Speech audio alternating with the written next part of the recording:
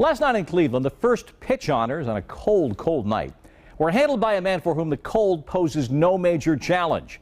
And the fact that Sean Swarner was throwing from the hill was both slightly ironic and very appropriate. His story is one of hope that has morphed into a mission.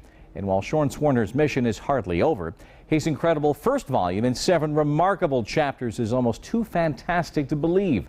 Steve Cyphers with today's centerpiece.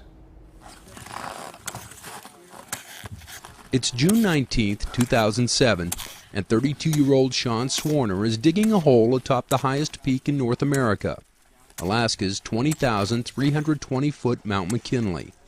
He's fulfilling the final duty of a mission he began almost 2 decades earlier. Sean Swarner is a mountain climber, but his specialty is survival.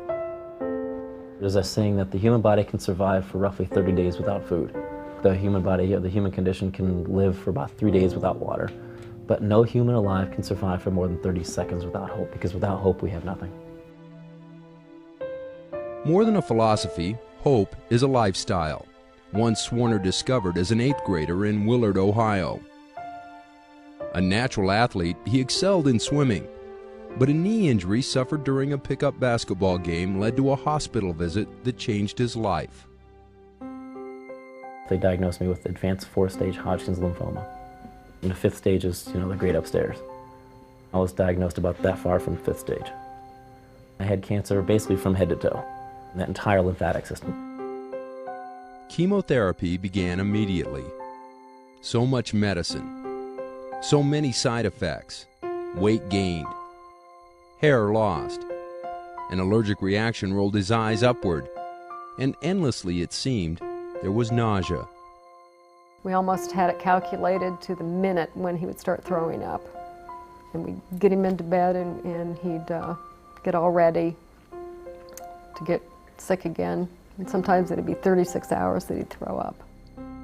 Within a year of the diagnosis, Sean was in remission.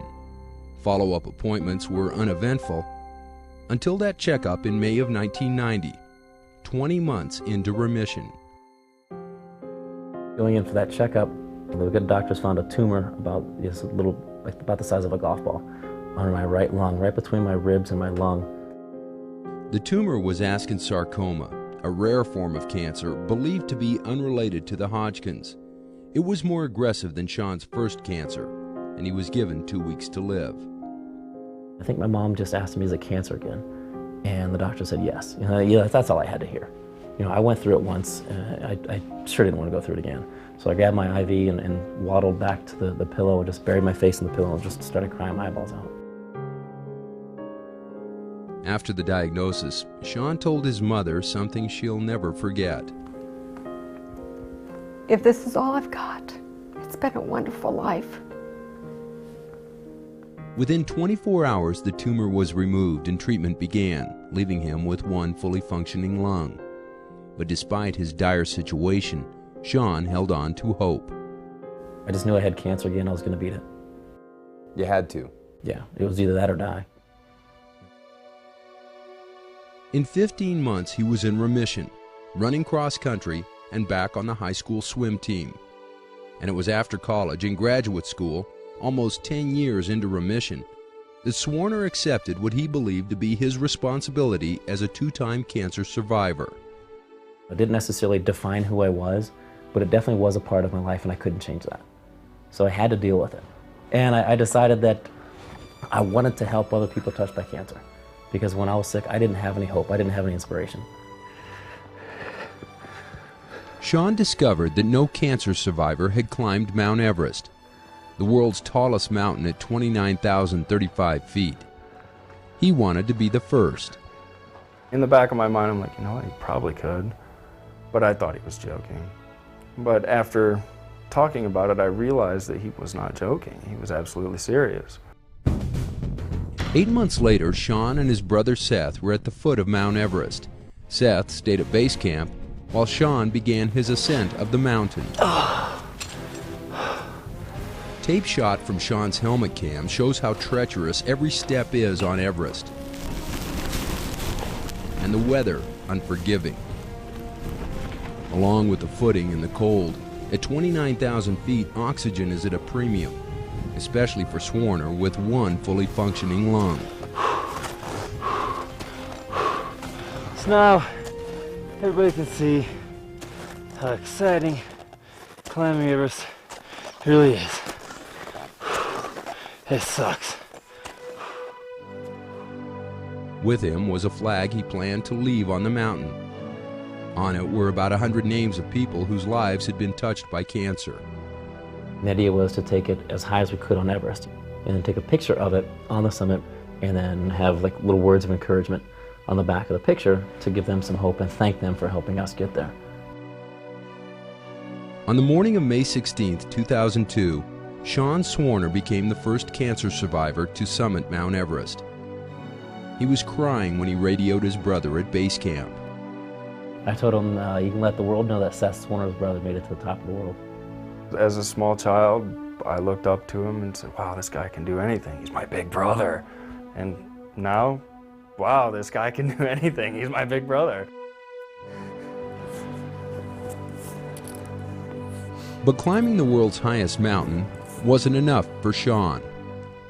I really enjoyed doing Everest, and we didn't exactly get the story out to as many people as we'd liked, so we thought by maybe doing the 7 summits we can reach more people. The 7 summits are the highest points on each of the 7 continents. His quest continued in 2003 with back-to-back climbs.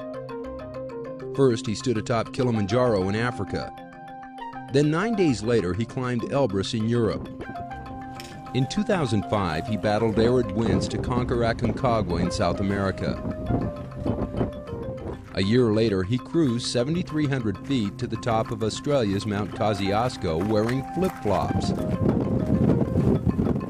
Number 6 was Vincent Massif, the highest point in Antarctica, where the temperature was 60 below, without a wind chill. Going up.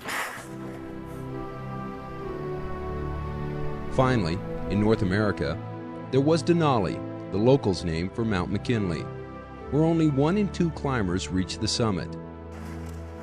Swarner's first attempt in 2006 ended when a piece of equipment failed. Last year, in mid-May, a second trip up the mountain was aborted in the relentless cold, wind, and snow. A month later, in his 3rd try, he pushed to the top. This is his 7th cancer climber. Told twice before that cancer would take his life. Denied twice before the summit of Denali. Sean Swarner at 6:20 on Tuesday evening, June 19, 2007, became the first cancer survivor to ascend the 7 summits of the world. Yeah!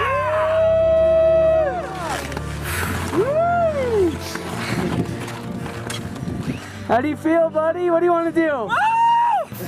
Good job, buddy. Way to finish it off. Buddy. Good job.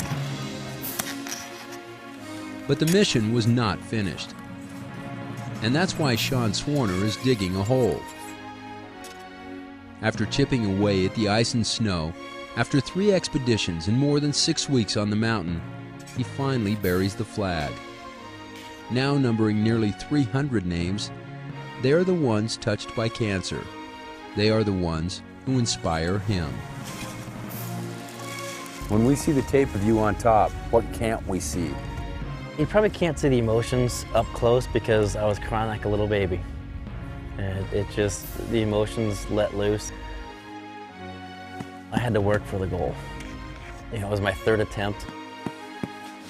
It was persistence and determination that got me through it. Everyone touched by cancer, they carried me up there. I didn't get up there by myself. Steve Cyphers reporting. Sean Swarner has done the 7 summits, but he has one more goal. When he adds both the North and South Poles to his accomplishments, he will have completed the Adventure Grand Slam. And then more immediately, he intends to be competing this October on the Big Island of Hawaii in the Ironman Triathlon.